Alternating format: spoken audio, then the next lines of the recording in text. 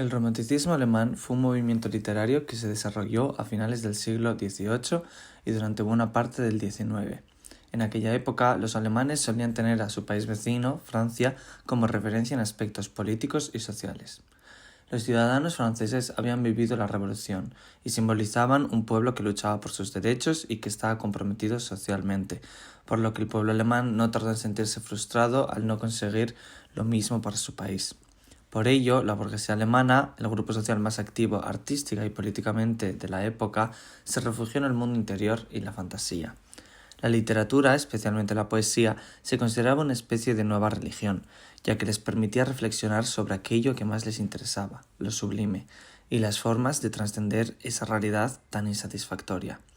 La literatura era universal, progresiva e inacabada, en vez de sein, werden, una suma y mezcla de todo, un caos creativo en constante devenir, compuesto de fragmentos que se complementaban hasta el infinito, porque los románticos buscaban lo infinito, la pérdida de los límites, la trascendencia. Para alcanzar esa literatura inacabada usaban distintos elementos literarios como finales abiertos o un lenguaje muy complejo, que confundía al lector y con el que la historia quedaba abierta a libre interpretación. Por otro lado, la infinidad del lenguaje permitía encontrar en la literatura la trascendencia, lo que se convirtió en el principal objetivo de los autores románticos. Relegaron a un segundo plano los aspectos comunitarios de la sociedad y buscaron su propia trascendencia individual. La armonía que habían buscado en el clasicismo quedó obsoleta y se centraron en el yo, en la subjetividad propia, cimentada en la filosofía del yo de Fichte sobre todo. La naturaleza se convirtió en la herramienta para lograr esta trascendencia, ya que era ilimitada, a diferencia de la sociedad de la época, que era percibida como un factor limitante, la razón que limitaba todo lo infinito. Por eso, dos temas comunes eran el amor y la muerte, porque eran dos caminos hacia la trascendencia. Como ya hemos visto, la poesía era progresiva e infinita. Su objetivo no era solo integrar todos los géneros de la literatura, la filosofía y la retórica, sino unir los distintos medios del arte. Por ejemplo, cuando escribían un poema, pensaban en cómo podían también musicalizarlo o intentaban combinarlo con la pintura. Otro medio con el que acentuaban ese afán de trascendencia era la ironía. La ironía romántica no era solo un recurso retórico, sino una toma de conciencia del carácter ilusorio del infinito al que aspiraban. A través de la ironía, los autores hablaban de su propia fantasía inalcanzable. Ellos eran los primeros en saber que su búsqueda de la trascendencia era inalcanzable, y esto se transmitía a todos los lectores a través de la ironía. Autores representativos de este movimiento fueron Ludwig Tieck, Novalis y los hermanos Schlegel. Tieck promovió el uso de lo fantástico y racional en la literatura para separarse lo cotidiano y lo finito. En su opinión, lo maravilloso, lo fantástico, representaba el estado original de la humanidad cuando aún no estaba corrompida. En los relatos de Tieck y Novalis, la naturaleza, el reino y la magia, era traicionada por los humanos, los cuales, al traicionar a la naturaleza, se traicionaban también a sí mismos. La magia en la naturaleza representaba lo divino. De esta manera, el ser humano traicionaba su propia divinidad, porque no sabía apreciarla y en cambio prefería vivir en el mundo material. En otras palabras, al traicionar a la naturaleza, se traicionó la propia naturaleza del ser humano.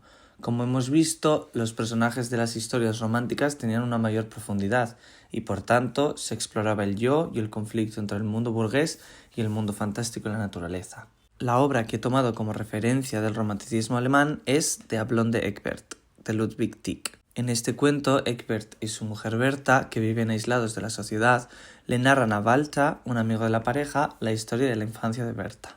En esta historia descubrimos que Berta, siendo niña, huyó de la hostilidad de su familia y fue acogida por una señora en el bosque, junto a un pájaro que en vez de huevos daba piedras preciosas y a un amigable perro.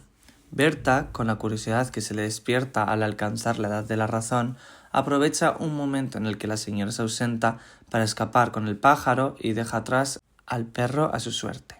Después de enriquecerse a costa del pájaro, acaba conociendo a Egbert en el que era su pueblo natal, pero pese a encontrar su nueva felicidad, reprime la culpa de haber condenado al perro y haber huido de la señora que le ayudó. Una vez se vuelve al tiempo presente, Berta se sorprende al ver que Walter conoce el nombre del perro al que ella abandonó, ya que ni ella misma lo recordaba hasta ese momento. Como consecuencia de esa revelación, Berta cae enferma y Egbert comienza a sospechar de su amigo. Esto lleva al protagonista de la historia a terminar acabando con la vida de Valta y se sume en una profunda tristeza por su nueva soledad. Sin embargo, Egbert conoce a otro hombre que le recuerda a Valta y que llena el vacío que siente en su interior, Hugo. Al final de la historia descubrimos que Valta, Hugo y la señora que acogió a Berta eran en verdad la misma persona y todo formaba parte del plan de venganza de la señora. El lenguaje enrevesado y confuso, o en este caso la forma en la que se narra la historia, puede verse al final del cuento, cuando Egbert cree volver a ver a Valta en Hugo, aunque antes lo había matado él mismo. Esto resulta confuso para Egbert, y Tieck utiliza claramente el lenguaje y la narrativa para crear confusión también en el lector. De este modo, el lector tiene que interpretar lo que ocurre en la historia, y se podría decir que el lenguaje se vuelve así infinito. Lo fantástico en Diablón de Egbert lo podemos encontrar en la traición de Berta a la naturaleza. Las consecuencias de esta traición acaban siendo la muerte de Berta y la confusión provocada por las figuras de Valta y Hugo. La naturaleza se venga de Berta porque engañó a la mujer que la cogió, robó el pájaro y abandonó al perro. Por otro lado, la naturaleza se venga de Egbert porque mató a Valta para proteger a su esposa. Y por último, nos enteramos de que la solitaria pareja eran en realidad hermanos.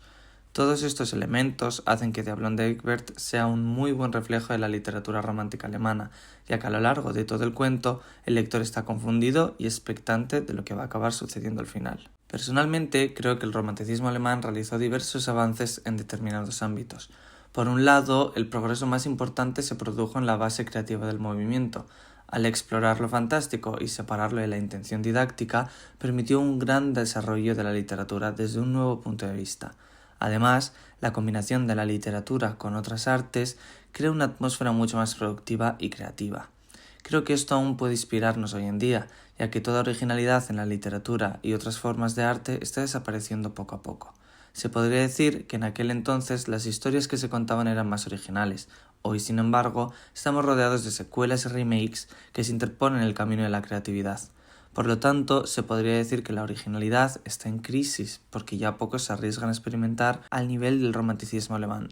Por supuesto, ahora tenemos un contexto social muy distinto en el que la gente quiere consumir contenidos que pueda reconocer rápidamente y en el que algo nuevo se ve como algo más difícil de entender, por lo que una complejidad de este nivel no funcionaría igual hoy en día. Por otro lado, el romanticismo ha alimentado un debate muy interesante sobre la traición hacia la naturaleza propia y la naturaleza externa.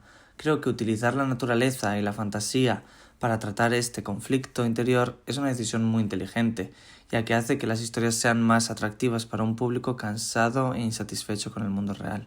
En otras palabras, permitieron a la sociedad de la época reflexionar sobre cuestiones a las que quizá no se hubieran enfrentado. Esto es exactamente lo que, en mi opinión, hacen unos pocos escritores contemporáneos y lo que realmente permite y fomenta el progreso social. Sin embargo, como ya he dicho antes, creo que en muchos casos no se les presta la atención que se merecen, y esto hace que gran parte de nuestro mundo actual permanezca estático y retroceda en el tiempo. Los temas tratados en el romanticismo son en general muy actuales, desde la trascendencia humana, ya sea espiritual o material, hasta la ficción como medio de comprensión del mundo. Sin embargo, me gustaría centrarme por última vez en un tema en particular, la naturaleza. Los autores románticos del siglo XIX ya eran conscientes de que el ser humano está en conflicto con la naturaleza. Puede que se centraran más en el yo y en que la naturaleza sirviera como metáfora de su propia naturaleza, pero creo que desde el punto de vista literal se puede ver una relación directa con la forma en que tratamos hoy el mundo que nos rodea. Los románticos creían que los humanos traicionaban a la naturaleza y por tanto a su propia naturaleza, y hoy en día seguimos haciéndolo. Seguimos consumiendo combustibles fósiles, produciendo bienes y consumiéndolos en exceso, destruyendo ecosistemas marinos y terrestres. Y las medidas de acción por el clima son francamente escasas. De este modo nos estamos perjudicando a nosotros mismos. Por eso creo que la fantasía romántica sirve para, a través de personajes misteriosos como la mujer que vive en el bosque con Berta, transmitirnos lo que la naturaleza intenta decirnos. Si no la cuidamos, se vengará.